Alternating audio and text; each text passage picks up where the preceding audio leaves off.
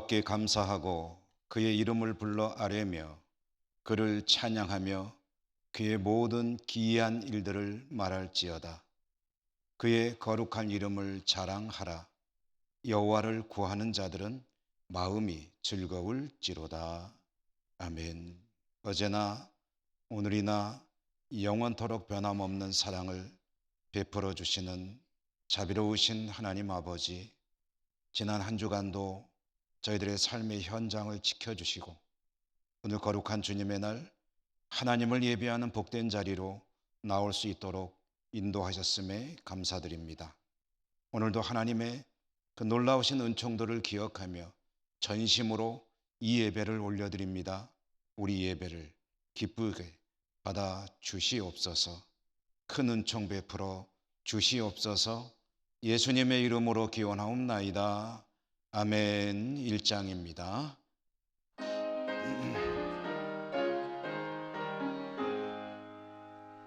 만복의 근원 하나님, 온 백성 찬송 드리고 저 천사여 찬송하세. 찬송 성부 성자 성령 아멘.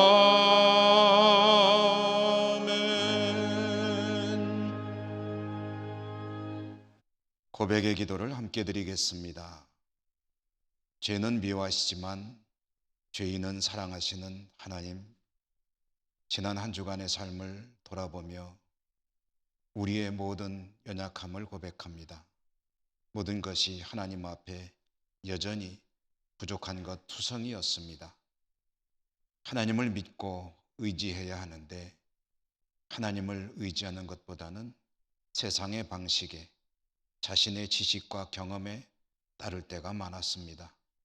머리로는 십자가를 지는 삶을 살아야 하는데 하면서도 실제로 저희들의 삶은 자신의 유익을 쫓는 삶이었음을 고백합니다. 하나님, 저희들의 이 모든 부족함과 연약함, 또 죄와 허물들 불쌍히 여기시고 용서해 주옵소서. 이 시간에 계속해서 모든 가리워진 은밀한 죄와 허물들 침묵하며 고백합니다.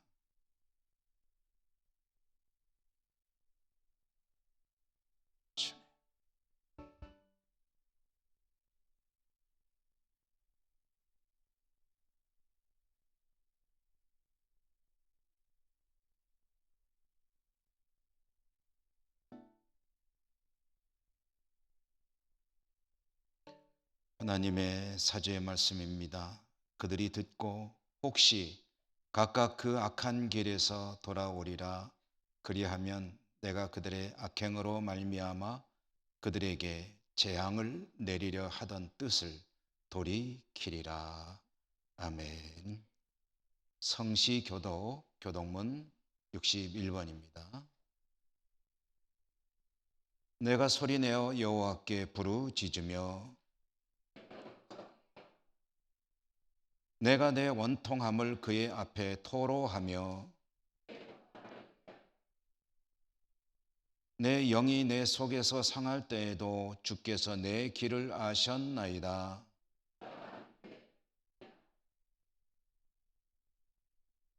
오른쪽을 살펴보소서. 나를 아는 이도 없고 나의 피난처도 없고. 여호와여, 내가 주께 부르짖어 말하기를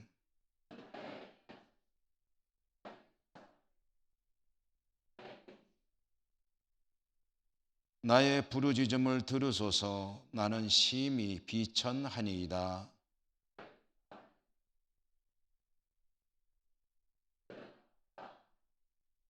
내 영혼을 옥에서 이끌어내사 주의 이름을 감사하게 하소서.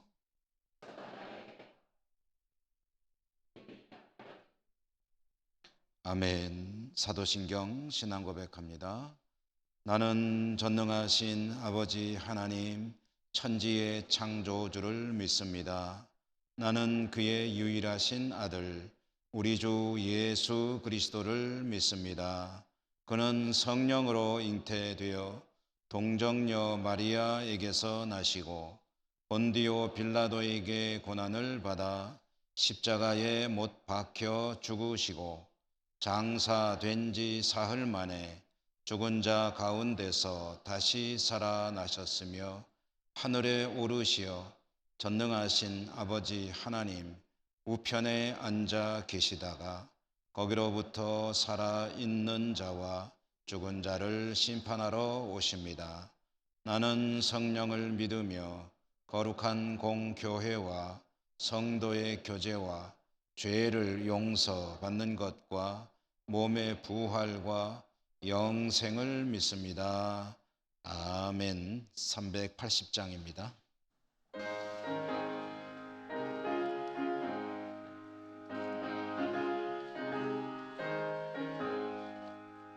나의 생명 되신 주님 앞에 나아갑니다.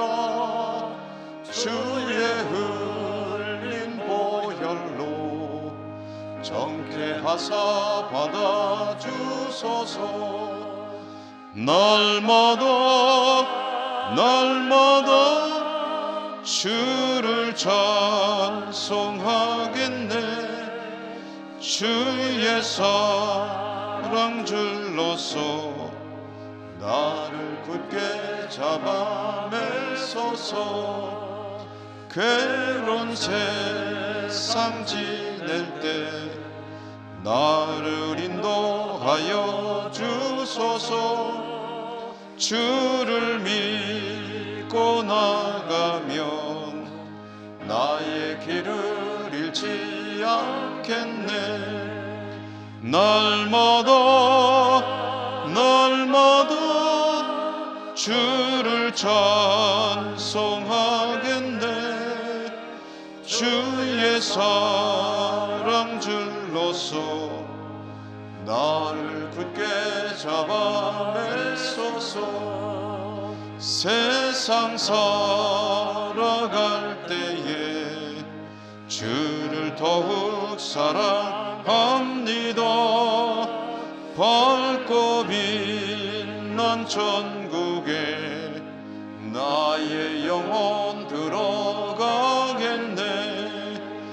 날마다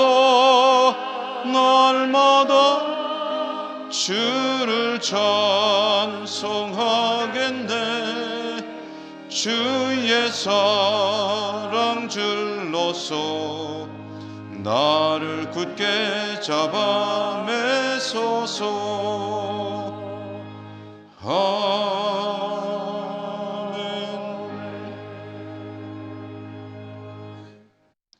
황칠환 장로님 기도 인도하시겠습니다.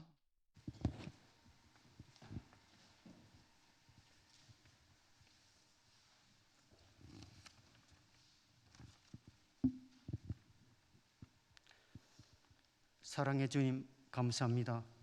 부족한 우리들을 사랑하셔서 한없는 은혜와 복락으로 함께해 주시고 지난 한 주도 은혜 가운데 지켜주심을 감사드립니다.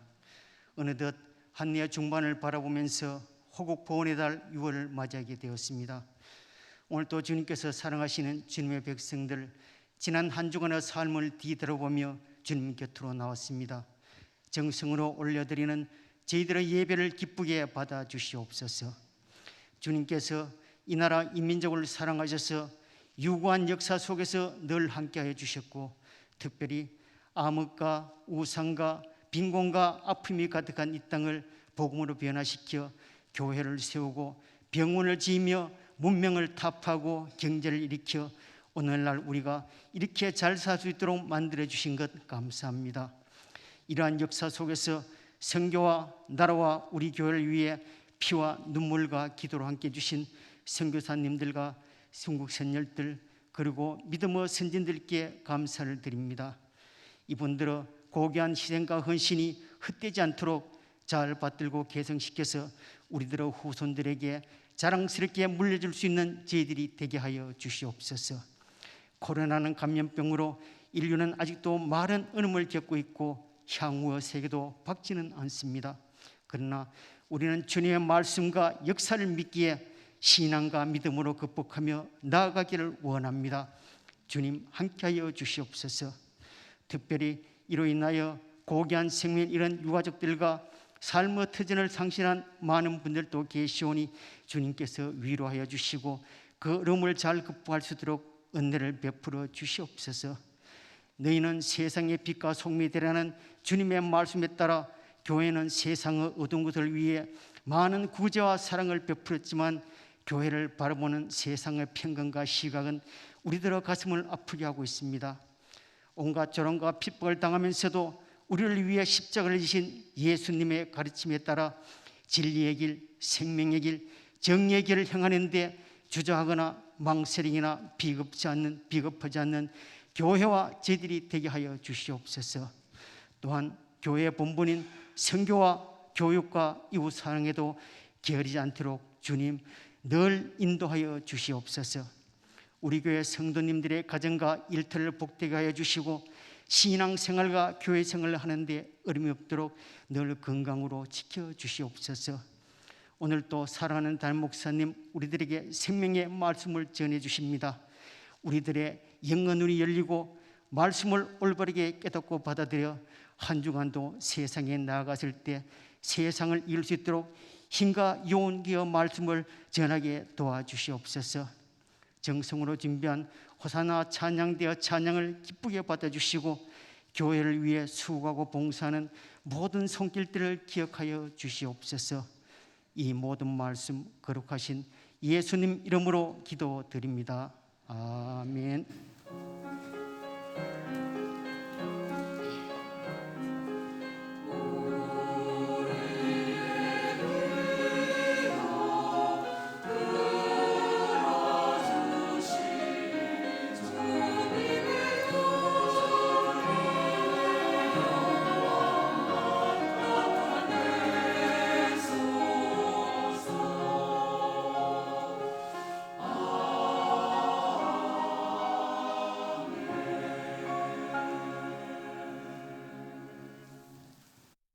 오늘 하나님께서 주시는 말씀을 봉독하겠습니다. 신약성경 마가복음 3장 20절에서 30절까지의 말씀입니다.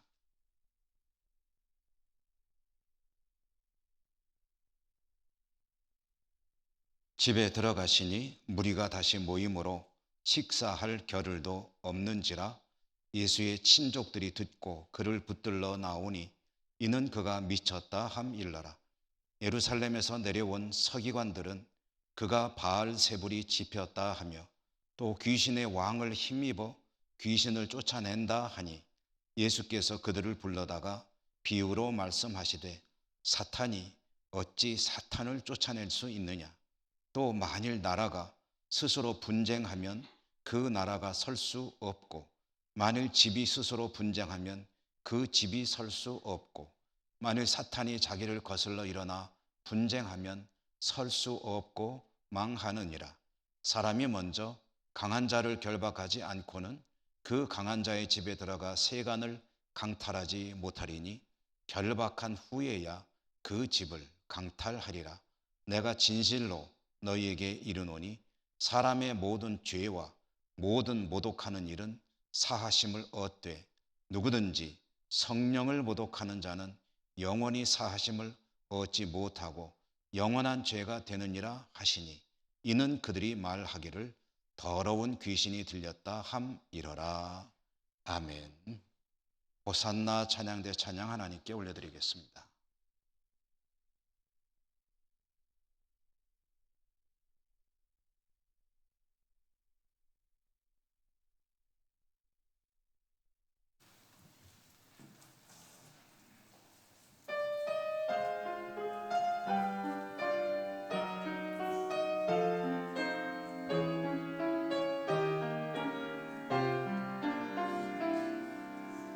사랑하는 자들아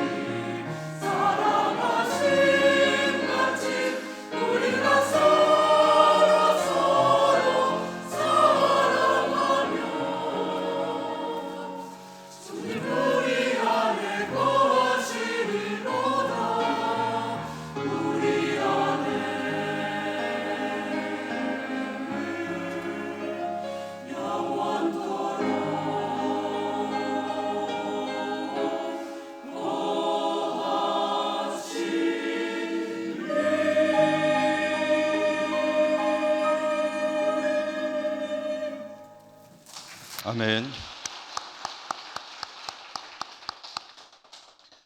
오늘도 주님의 은총이 함께 하시기를 기원합니다. 늘 하나님의 용서라는 제목으로 말씀을 전해드립니다. 오늘은 성령 강림 주일이 지나고 두 번째로 맞이하는 주일이죠. 성령님의 임하심과 함께 오늘은 또 하나님의 용서 그리고 죄에 관한 말씀을 드리려고 합니다. 하나님께서 우리의 죄를 사하셨습니다. 아멘. 우리의 원죄를 인하여 주님께서 십자가에 죽으셨습니다. 그로 인해 저와 여러분 우리들의 죄의 문제는 해결이 되었습니다. 잃어버렸던 하나님의 자녀를, 그 지위를 회복할 수 있게 되었습니다.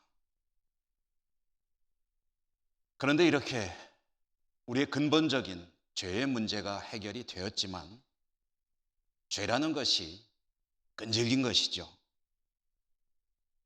주님의 은혜로 그 문제는 해결이 되었다 하지만 살아가면서 이 죄와 완전히 단절된 그런 삶을 살 수 있는 사람은 없습니다. 인간은 연약합니다. 늘 죄를 호흡하고 죄를 먹고 죄를 마시며 살아갈 수밖에 없습니다. 그러므로 이제 이 죄의 문제를 어찌 해야 되느냐 하는 그런 문제에 대두되게 됩니다. 하나님은 죄와 함께 공존하시지 않기 때문입니다. 하나님을 믿는 하나님의 백성은 이 죄라는 이 문제를 반드시 해결해야만 합니다. 어떻게 해결할 수 있을까요? 하나님 앞에 나의 허물과 죄를 인정하고 그것을 고백하며 하나님 앞에 용서를 구하고 회개하면 우리의 모든 죄들은 하나님께서 용서하십니다. 원죄에 이어지는 모든 죄들을 사하시는 놀라운 하나님의 은혜이지요. 이렇게 하나님의 은혜로 죄의 문제를 해결하며 살아가야 한다는 이야기를 잘 보여주는 성경의 이야기 한 대목을 인용하려고 합니다. 요한복음 13장에 보면 주님께서 잡히시던 밤에 제자들의 발을 씻어주시는 이야기가 나옵니다. 주님께서 제자들의 발을 씻어주려고 하시니까 제자들은 황송하지요.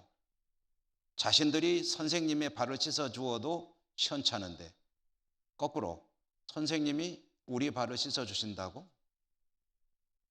수제자격인 베드로가 아주 강경하게 예수님의 그 일을 사양하고 만류하고 그리고 거절합니다. 그때 주님께서 그 베드로에게 하신 말씀이 뭐냐 하면은 내가 너의 발을 씻어주지 않으면 너와 내가 관계가 없게 된다. 무슨 뜻입니까? 내가 너의 발을 씻어줄 때에 비로소 너와 나의 관계가 유지되는 것이다 라는 그런 말씀이죠. 베드로는 흥분을 잘합니다. 그 말씀을 듣고서 격정적으로 이렇게 외쳤습니다. 그러면 주님, 발만 씻지 마시고 제 손도 제 머리도 씻어주십시오. 주님께서 그 베드로의 흥분에서 덤벼드는 그 말에 대해서 이렇게 또 말씀하셨죠. 이미 목욕한 자는 발만 씻으면 된다. 다른 것은 깨끗하니 발에 묻은 먼지만 떨어버리면 될 것이다. 아침에 일어나서 깨끗이 목욕을 하고 하루의 삶을 사노라면 저녁 때가 되면 온몸에 땀이 나기도 하고 반드시 최소한 손과 발은 씻어야죠. 이스라엘이라고 하는 곳은 흙으로 먼지가 대단히 많은 그런 사막지대도 있고 또 광야지대도 있습니다. 그런 곳에서 샌들을 신고 살아갑니다. 그렇게 하루를 사노라면 저녁이 되면 발은 먼지로 범벅이 될 수밖에 없고 또 냄새가 날 수밖에 없습니다. 그 발을 씻는 것은 너무나도 당연한 것이죠.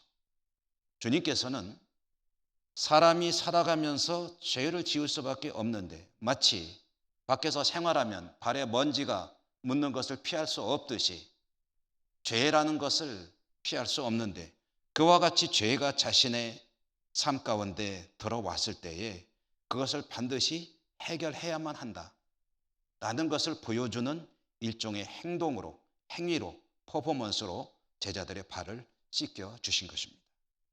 그러므로 제자들의 발을 씻겨주신 것은 사실은 겸손의 보연을 보인 것은 아니에요. 그게 목적이 아닙니다. 죄의 문제에 대해서 직접 행동으로 보여주신 그런 말씀이었습니다. 모든 허물과 죄는 하나님께 그 죄를 인정하고 고백하고 회개함으로 하나님의 용서의 은혜를 받을 수가 있습니다. 모든 죄입니다. 이렇게 본다면 하나님의 용서의 은혜는 참으로 놀라운 것이죠. 용서받지 못하는 죄란 없습니다. 가장 흉악한 죄 한번 생각해 볼까요? 성경 속에서 다윗이라고 하는 인물이 있죠. 다윗은 왕이었습니다. 자신의 지위와 권력을 이용해서 부하의 아내를 빼앗았습니다. 간음을 했고요. 간음한 사실이 탄로날까 봐 그 부하를 죽였습니다. 자기가 직접 손대지도 않았습니다. 다른 부하를 시켜서 죽는 가장 위험한 자리로 집어넣어 가지고 반드시 죽여라 라고 명했습니다. 말하자면 살인한 것이 아니라 살인 교사를 했습니다. 살인 교사는 살인과 똑같은 죄이면서 죄의 질로 보면 더 나쁜 거죠. 그런데 그가 그렇게 참으로 흉악하고도 추악한 죄를 저질렀지만 하나님 앞에 나와서 자신의 죄를 자백하고 고백하고 인정하며 회개할 때 그 죄도 하나님께서는 용서해 주셨습니다. 물론 죄를 지었기 때문에 그 대가를 치르는 문제와 하나님이 용서하는 것과 반드시 같은 것은 아닙니다. 그러나 적어도 하나님은 그 죄에 대해서 용서의 은혜를 베푸셨다는 것이죠. 무슨 죄든 하나님께서 용서하지 않으시는 죄는 없습니다. 하나님의 은혜는 참으로 놀라운 것이죠. 그런데 오늘 우리가 받은 말씀에 보니까 이 놀라운 용서의 은혜로부터 예외가 되는 죄가 한 가지 있습니다.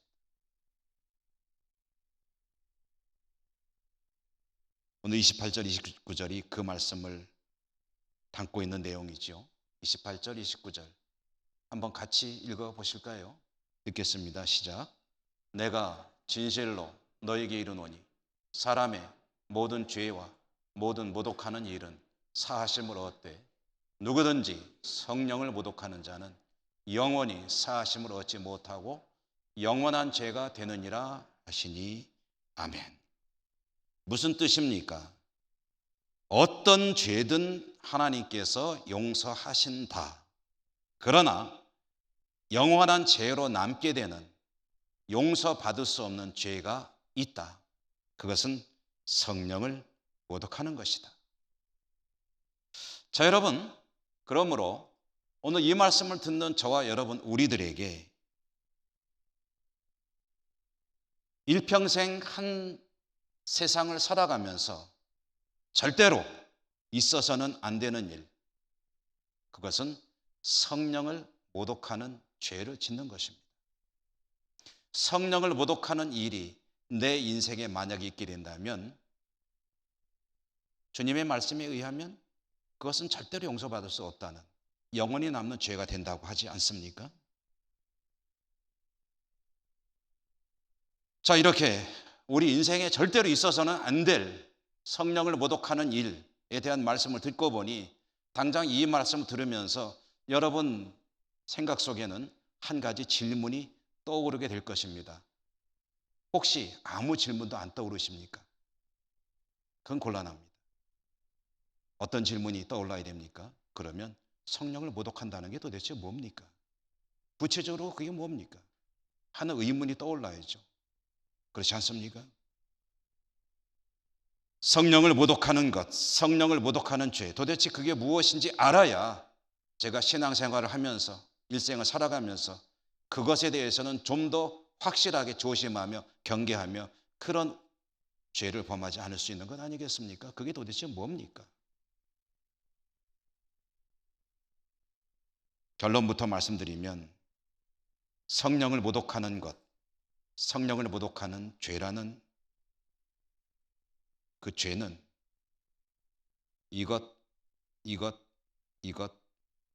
이것이 성령 모독의 죄에 해당됩니다 라고 말할 수 없습니다. 명료하게 정할 수 없습니다. 그렇게 말씀드리지도 못합니다. 왜냐하면 성경이 그렇게 말씀해 주고 있지 않기 때문입니다. 성경은 성령을 모독하는 죄는 용서받지 못한다고만 했지 이 죄가 성령을 모독하는 죄에 해당되니까 그러므로 이 죄는 앞으로 좀 더 조심해야 된다라고 말하지 않는다는 거예요. 성경이 명확하게 밝혀주지 않는데 우리는 반드시 알아야 됩니다. 그러므로 어떻게 해야 됩니까? 성경을 더 깊이 연구해서 과연 이것이 무슨 죄를 의미하는 것인지를 밝혀내야만 하겠죠.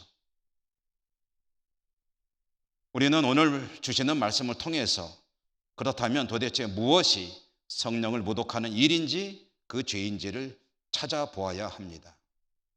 그러기 위해서 오늘 말씀에 대해서 들어가 보도록 하겠는데요. 우선 말씀의 상황을 알아보아야 되겠습니다.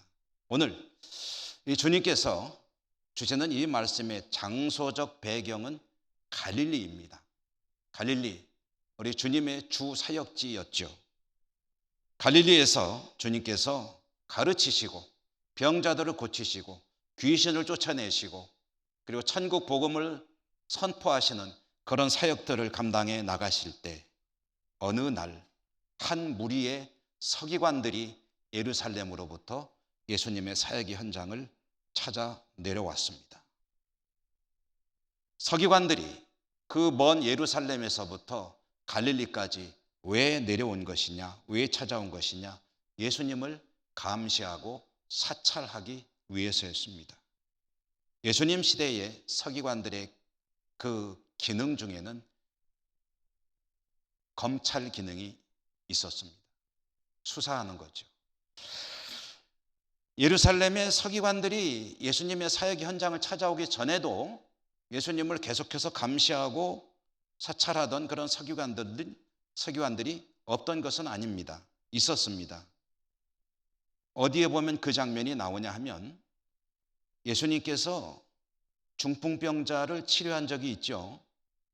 4명의 친구 환자를 데리고 예수님을 찾아왔는데 예수님이 집 안에 계셨고 주위에 너무 많은 군중들이 몰려있기 때문에 뚫고 들어갈 수가 없었습니다. 그때에 그 환자를 메고 온 친구들은 지붕으로 갔습니다. 지붕을 뜯어냈죠. 이 이스라엘의 집들의 지붕은 뜯는 것이 그렇게 어렵지가 않습니다. 뜯어내고 그곳으로 친구를 달아내렸죠. 달아내려진 친구가 예수님 앞에 나타났을 때 예수님이 그를 치료해 주셨습니다.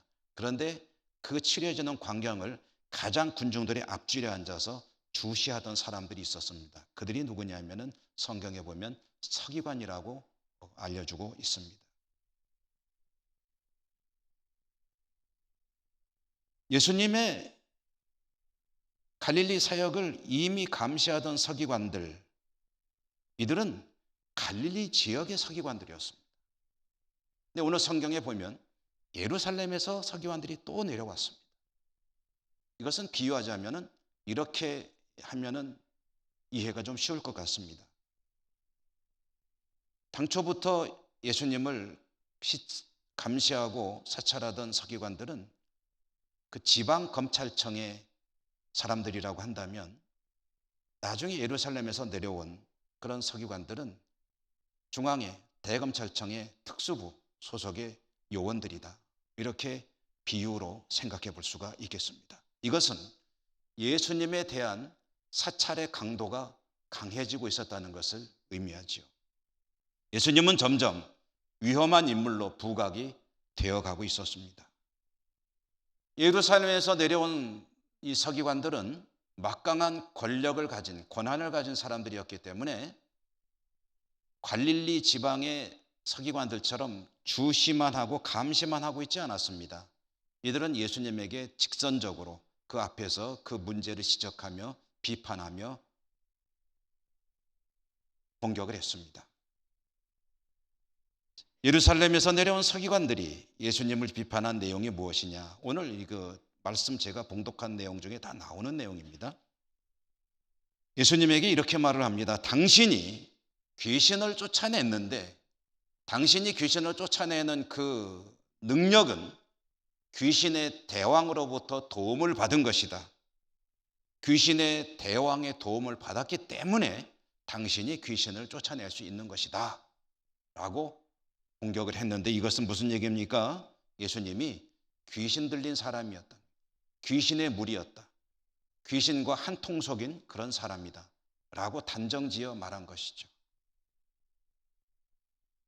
이런 서기관들의 비판과 비난에 대해서 주님께서 대응을 하시는데 주님의 말씀 보니까 2가지가 있습니다. 첫째는 뭐냐면 이 서기관들의 비판이 잘못됐다는 것을 이야기하죠. 이렇게 얘기했습니다. 만약에 주님이 귀신들의 대왕의 힘을 빌려서 귀신들을 쫓아내는 것이라고 한다면 이게 말하자면 왕의 힘을 빌려서 그 부하들을 쫓아내는 게 아니겠느냐. 그런데 어느 나라든 봐라, 왕하고 자기 군대가 싸우는 그런 나라치고 성한 나라가 있겠느냐? 곧 망하지 않겠느냐? 이것은 있을 수 없는 일이다.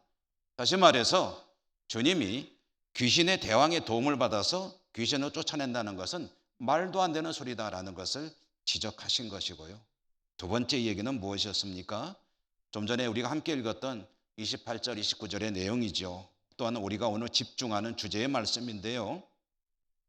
사람의 모든 죄와 모든 모독하는 일은 하나님이 다 용서해 주신다. 그런데 성령을 모독하게 된다면 그것은 영원한 죄가 된다. 용서받지 못한다.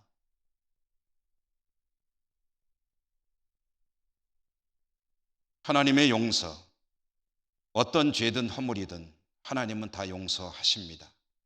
그런데 성령을 모독하는 죄는 유일하게 예외로 하나님의 용서받지 못하는 죄로, 영원한 죄로 남게 됩니다. 그리고 그 의미가 무엇이냐? 오늘 이 말씀 속에서 예수님이 지적하는 성령을 모독하는 행위란 무엇입니까? 주님께서 행하시는 치유의 기적을, 이것은 성령의 역사인데 성령의 역사를 귀신의 것이라고 말하면서 비난하고 모독했죠. 따라서 성령 모독의 죄의 내용은 무엇이냐 하면은 성령의 역사를 부인하는 것입니다. 좀 더 나가서 성령의 역사를 비난한 것입니다. 이것은 본질로 본다면 무슨 얘기냐면 하나님을 부인하는 행위입니다. 어떤 죄가 성령 모독의 죄에 해당된다는 것이 아니고 하나님을 부인하는 것이 곧 성령님의 역사를 부정하는 것이요. 이와 같이 하나님의 역사를 부인한다면 그는 하나님으로부터 죄의 문제를 해결받지 못한다라는 이야기입니다. 오늘 말씀 속의 서기관들, 이와 같이 행동하는 이들, 그들은 주님을 부인하는 사람입니다. 이런 생각을 가지고 있고 이런 생각을 유지하는 한 그에게는 하나님의 용서의 은혜가 다다를 수가 없습니다. 하나님께 구하지도 않겠죠. 하나님을 부인하는데 왜 구하겠습니까? 그는 주님을 영접할 가능성도 없습니다. 주 예수 그리스도가 십자가에 죽으신 것은 나의 죄를 인합니다. 웃기지 마라. 이와 같이 주 예수 그리스도를 부인할 때 그는 영원히 구원에 이를 수 없는 것이고 이런 자에게는 하나님이 용서라는 것이 미쳐질 그런 여지가 없게 되는 것입니다. 성령 모독은 뭐냐? 그것은 결국 주 예수 그리스도를 부인하는 것을 의미하는 것이고 주를 부인한다는 것은 구원에 이르지 못한다는 말씀을 오늘 이렇게 표현해서 들려주신 것입니다. 오늘 여러분 이 모독이라는 단어를 쓰고 있지 않습니까? 이 모독이라는 단어를 이것은 여러분 양해하시고 들어주십시오. 성경이 기록된 언어가 헬라어 아닙니까? 헬라의 문법을 통해서 이 모독이라는 단어를 연구해 보면 여기에 숨겨져 있는 아주 중요한 뜻이 들어 있습니다. 그것은 완결 또는 완성, 완료라는 의미입니다. 그러니까 성령님을 부인하는데 어떻게 부인한 것이냐? 부인하는 것이 완성이 된 거예요. 완결이 된 거예요. 완료가 되어버린 사람. 곧 주 예수 그리스도를 부인하는 것이 이제 완전히 그냥 매듭이 지어져 버린 사람. 오늘 성경 속에 예루살렘의 서기관들은 어떤 사람들입니까? 구약의 하나님을 믿는 사람들입니다. 율법을 연구하는 사람들입니다. 그러나 그들은 주 예수 그리스도를 인정하지 않습니다. 부인합니다. 오히려 뭐라 그랬습니까? 그의 사역을 마귀의 짓이라고 비난하지 않았습니까? 이런 이들은 예수 그리스도를 영접할 가능성이 현재로서는 없는 것이죠. 예수 그리스도를 부인하는 일을 완성한 사람들입니다. 그리고 그 상태에서 그대로 과거에 가게 된다면 구원의 가능성은 없어지는 거죠. 그러므로 성령 모독의 죄란 주님을 부인하는, 주님을 인정하지 않는 그런 것을 의미하는 것이고 그런 자에게는 영원토록 하나님의 구원이 이룰 수가 없다는 말씀인데요. 그런데 이것은 뒤집어서 해석하면 한 가지 희망의 메시지를 주기도 합니다. 무엇이겠습니까? 그가 완결하고 완료한 주님을 부인하는 그 태도에서 벗어날 수 있다면, 벗어나게 된다면, 그렇다면 그는 성령 모독의 상태를 벗어나서 하나님의 구원의 길로 들어설 수 있게 된다라는 의미로 뒤집어서 해석할 수도 있습니다. 하나님의 구원의 은총은 미치지 못하는 것이 사실은 없습니다. 모든 이가 구원에 이르기를 하나님은 원하십니다. 그가 어떠한 사람이라 할지라도 하나님은 하나님의 구원의 은총이 그에게 임하기를 원하십니다. 다른 표현을 쓴다면 땅 끝까지, 또 다른 표현을 쓴다면 마지막 1인까지 구원의 복음이 전해지기를 원하십니다. 그런데 여러분, 이제 우리 얘기를 좀 해보도록 하시죠. 이렇게 본다면 주님의 역사를, 주님을 인정하고 주님을 받아들이고 주님의 역사를, 놀라운 기적들도 성령 역사들도 인정하며 믿음으로 살아가는 저나 여러분, 우리들에게는 사실 이 성령 모독의 죄라는 것이 관계가 없는 이야기입니다. 할렐루야. 별로 기쁘지 않으세요? 성령 모독의 죄라는 것이 저나 여러분 우리들하고는 관계가 없는 이야기라. 우리들 가운데 이런 경우가 가끔 있어요. 이 말씀을 읽다 보면은 말씀아, 내가 성령 모독의 죄를 범한 적 혹시 없나? 옛날에 성령님이 나한테 이렇게 감동을 주셨는데 내가 그걸 거절했는데 그게 성령 모독의 죄가 아닐까 하는 그런 어떤 일종의 죄책감, 무거운 마음, 또 늘 성령님의 부르심에 부응하지 못하는 것 같은 무거운 마음, 죄송스러운 마음 가지고 살아가는 그런 분 계시지 않을까요?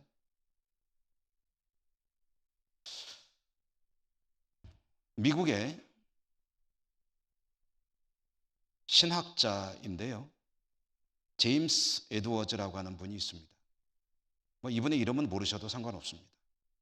그런데 제가 그분의 책을 읽다가 아주 중요한 그런 대목 한 군데를 읽을 수 있었습니다.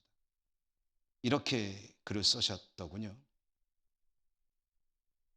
믿음으로 살아가는 하나님의 백성들 가운데 혹시라도 내가 성령 모독의 죄를 범한 것은 아닐까라고 염려하는 사람이 있다면 그는 성령 모독의 죄와 관계없는 사람이다. 왜냐하면 그런 근심을 한다는 자체가 그가 성령님을 거역하지 않는다는 증거이기 때문이다.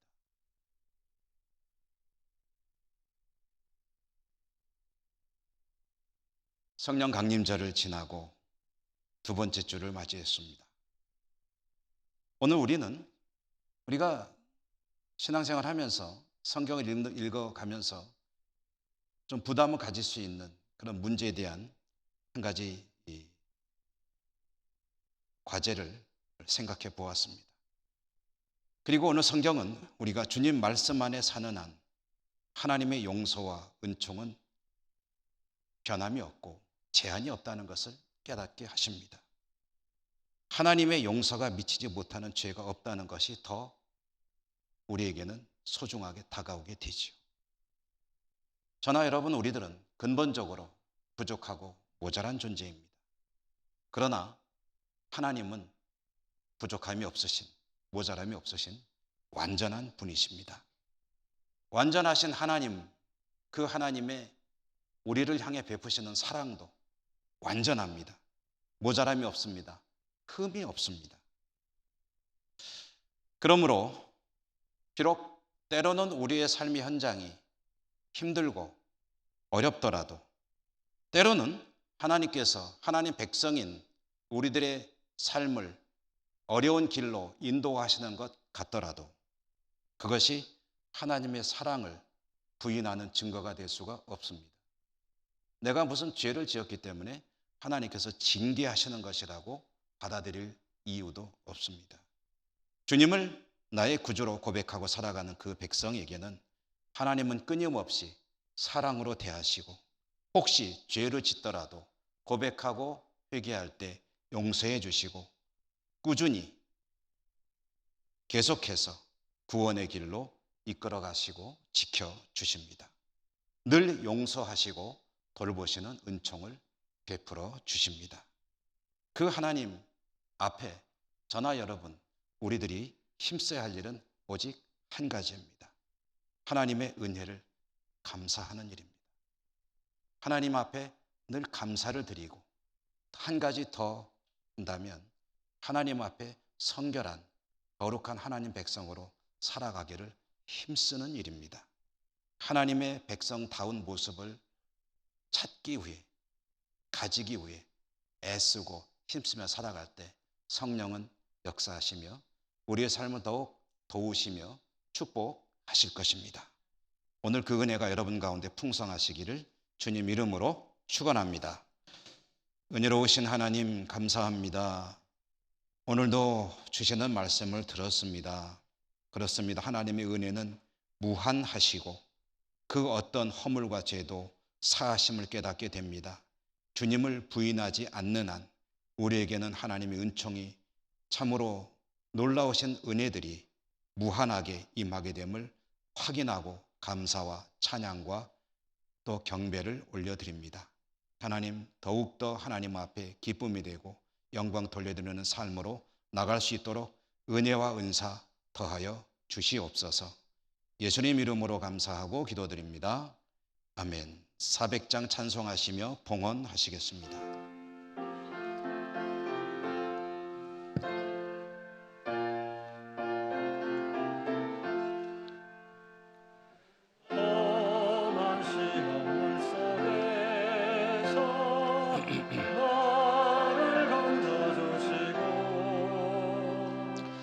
노한 풍랑 지나도록 나를 숨겨주소서. 주여 나를 돌보시사 고이 품어주시고 험한 풍파 지나도록 나를 숨겨주소서. 권세 능력 무한하사 모든 시험 이기고 풍랑까지 다스리는 주님 앞에 비오니 주여 나를 돌보시사 고이 품어주시고 험한 풍파 지나도록 나를 숨겨주소서. 죄악길에 빠진 이 몸 캄캄한 데 헤매며 부르짖는 나의 해원 들으소서. 내 주여 주여 나를 돌보시사 고이 품어주시고 험한 풍파 지나도록 나를 숨겨주소서.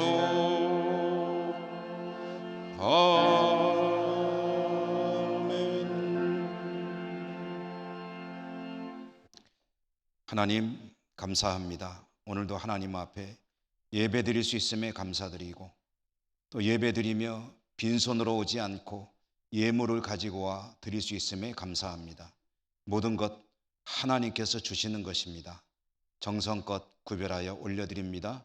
기쁘게 받아주시고 드리는 저희들의 삶이 더욱 복된 삶이 되게 인도하여 주옵소서.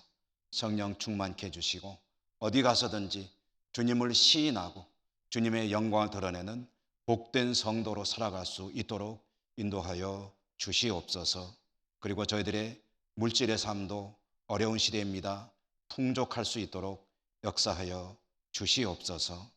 예수님 이름으로 감사하고 기도드립니다. 아멘.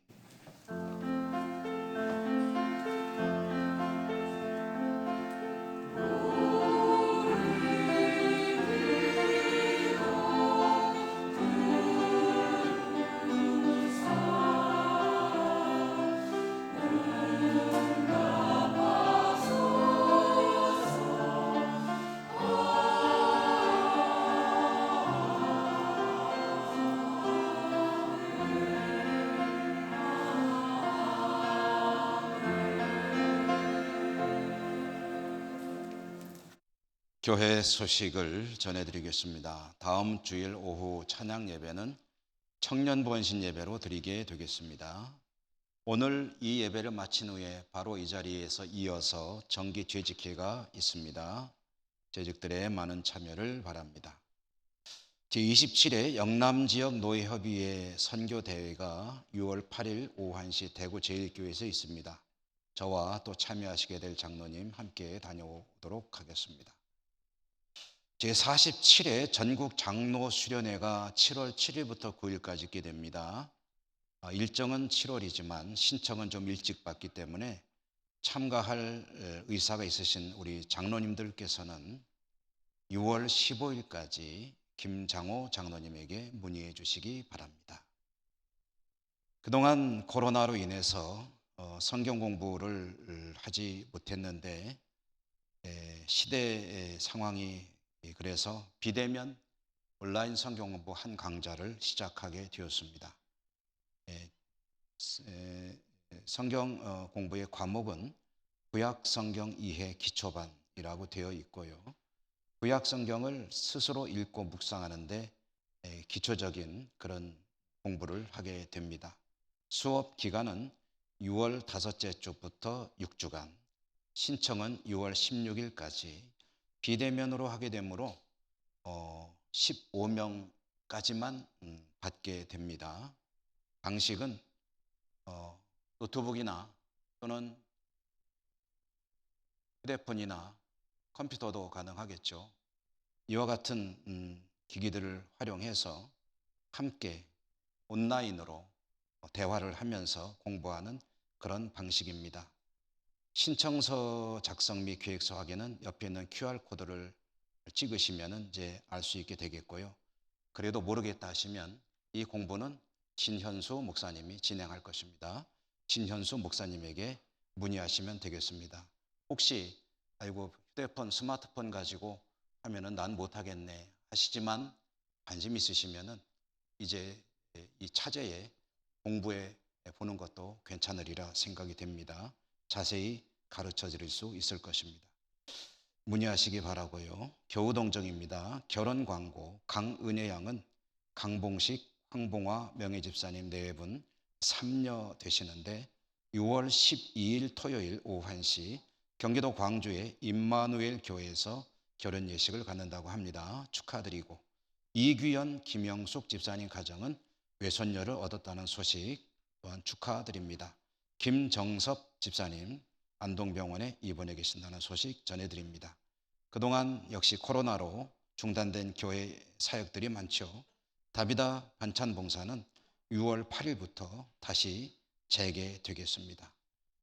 임명합니다. 도원우 성도님과 한애경 성도님을 호산나 찬양 대원으로 임명합니다. 성실하고 충성스럽게 섬기시고 하나님께 칭찬받고 또 축복받는 그런 귀한 봉사가 되기를 바랍니다. 예천 사랑 어린이집 이제 어린이집 운영은 막을 내렸습니다. 그런데 공간은 남아 있어 가지고 저 공간을 어떻게 활용할지 당회가 여러 가지로 다각적으로 운영 방안을 모색하고 있습니다. 그러다가 우리 교우들에게도 의견을 좀 들어서 수렴하면 좋겠다 하는 그런 생각에 교우들에게도 의견을 제시할 수 있는 그런 장을 열어놓습니다. 혹시 현재 어린이집 공간을 이렇게 활용하면은 교회를 위해서 더 유익이 되지 않겠나 하는 그런 좋은 아이디어가 있으신 분들은 김전원 목사님에게나 또는 부교육자실로 의견을 제시해 주시면 그 중에 혹시 가능한 것이 있다거나 또는 바람직한 것이 있다면 당회 논의를 거쳐서 채택할 수 있겠습니다. 여러분들의 많은 관심과 참여를 부탁을 드립니다. 자, 우리 이제 곁에 계신 분들하고 일어나겠습니다. 인사하시며 일어나겠습니다. 사랑합니다. 축복합니다. 성령 충만하시기 바랍니다.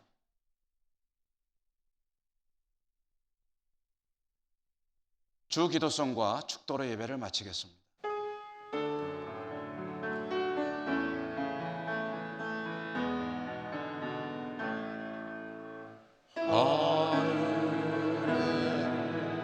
하늘에 계신 아버지 이름 거룩하사 주님 나라 임하시고 뜻이 이루어지이다.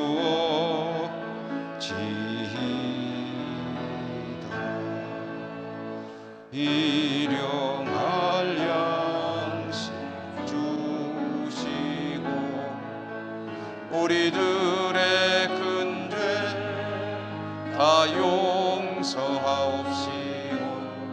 또 시험에 들게 마시고 악에서 구원하소서. 대개 주의 나라 주의 권세 주의 영광 영원히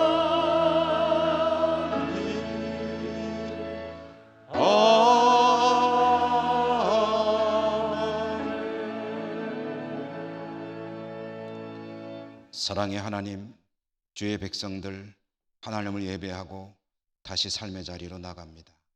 어디 있든지 함께 하시며 인도하시고 축복해 주옵소서.